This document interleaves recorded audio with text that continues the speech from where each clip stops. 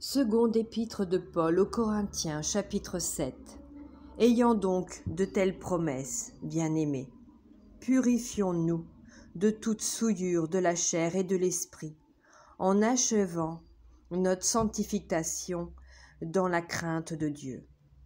Donnez-nous une place dans vos cœurs.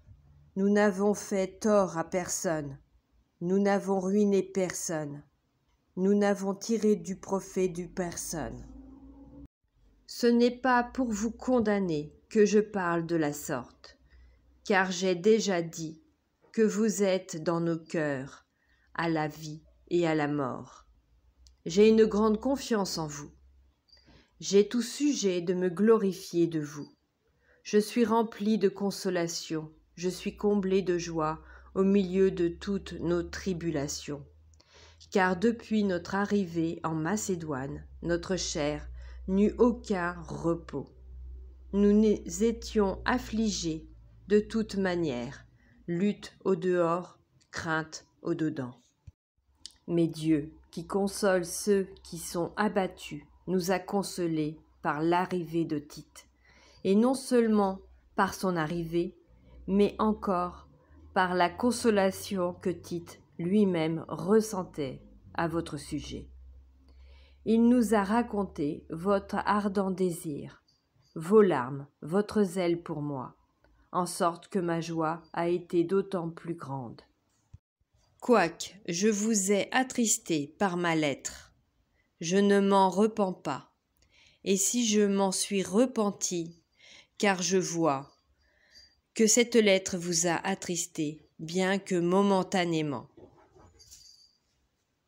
Je me réjouis à cette heure, non pas de ce que vous avez été attristé, mais de ce que votre tristesse vous a porté à la repentance, car vous avez été attristé selon Dieu, afin de ne recevoir de notre part aucun dommage. En effet, la tristesse selon Dieu produit une repentance à salut dont on ne se repent jamais, tandis que la tristesse du monde produit la mort.